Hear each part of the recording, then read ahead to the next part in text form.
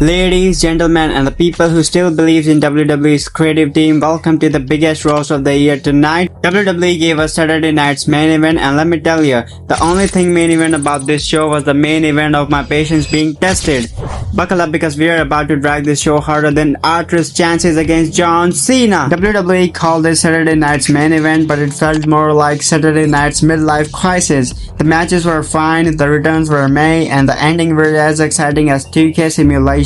But hey, at least we got to see R-Truth cry. So buckle up, grab your sarcasm helmets, and let's dissect this disaster like a frog in a high school biology. Expect this frog was already dead before we started.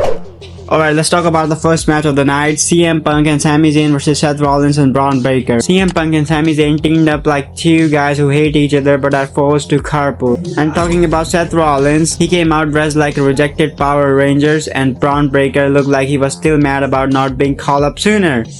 This match was decent until Bronson Reed returned like a human wrecking ball who forgot to wreck anything. He interfered, Seth helped to win, and then stood there like, please, clap for me. and I gotta talk about this man, Bronson Reed.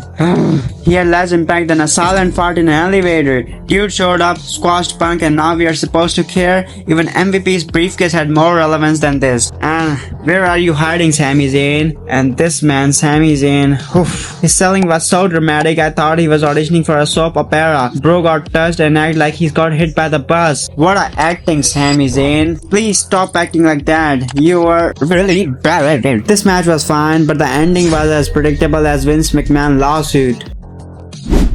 Next, Chelsea Green versus Alina Vega.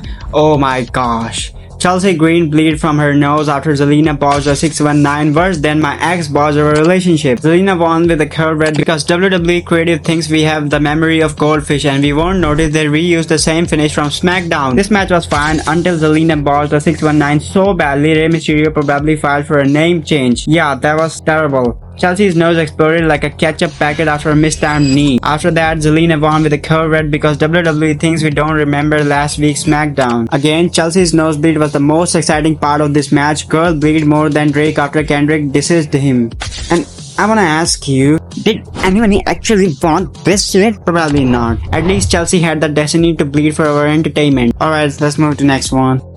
Next, one of the worst matches of the night, John Cena versus R-Truth. R-Truth dressed up as Ron Cena because WWE's comedy budget is $0. He did Cena's entire moveset but worse, including a 5-knuckle shuffle that looked like he was petting a dog. Cena low-blowed him because WWE thinks his weight equals to bullying a 50 years old man. Then Cena belt-wiped him like a disappointed dad. That's what it is. This match was shorter than my patience for Logan Paul promos. Yeah, that's true. Cena's heel turn is about as convincing as Hulk Hogan pretending to be like black people. And R-Truth, his entire gimmick is he remember me, I'm still here. And what is this? This was foolish, absolutely foolish, and nobody want this shit. Alright, let's move to next one.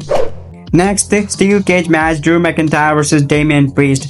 And this match was absolute banger. Two big dudes hit each other with chairs like a divorced dad weekend. Priest won after a chair shot because WWE thinks smashing skulls is PG now. And especially, I want to talk about Drew McIntyre. He sold that chair shot like he got hit by a truck, then a bus, and then a meteor. Stop acting bullshit. This match was so boring, even the steel chair tried to escape. Drew's selling was over the top and I thought he was auditioning for The Walking Dead. I don't want to talk about this. Let's move to next one. Now let's talk about the main event of the night, Jey Uso versus Logan Paul for the World Heavyweight Championship. Jey Uso defends his shiny new World Heavyweight title against Logan Paul, the YouTuber who thinks he is the next Rock. Logan was dominating, but then John Cena ran in, because apparently he's got the beef with everyone now.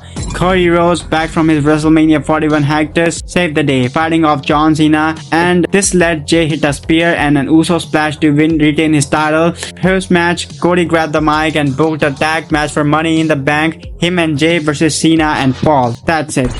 Oh, this ending was trashier than a reality TV reunion show. Logan's Paul out there wrestling like he's still filming TikToks, and Jey Uso's yeeting energy is the only thing keeping this match alive. Then Cena storms in like a grumpy dad who forgot his lines.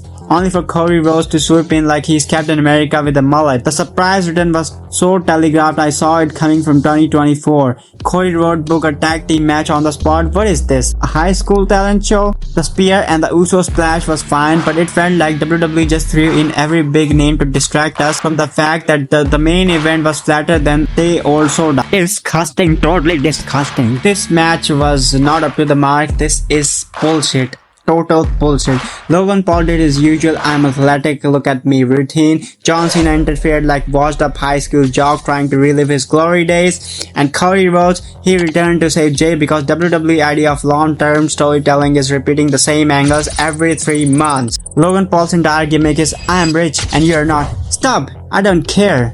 I don't care about you. Cody Rhodes' return had the crowd popping like a champagne bottle, but we all saw it coming from a mile away. That's it, the main event was this, and WWE, I beg you, please stop making me watch Logan Paul matches. I would rather watch a 10-hour loop of the It's Me Austin promo. Tonight's show was like a bad buffet, a few decent bites, but mostly stuff that made me question my life choices. Bronson Reed's return, more like Bronson. Who Bronson? Chelsea Green's nosebleed, the highlight of the night. No doubt about it.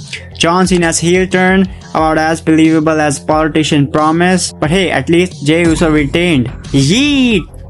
Alright guys, that's it for today. Till next time, stay awesome. Have a good day. Bye.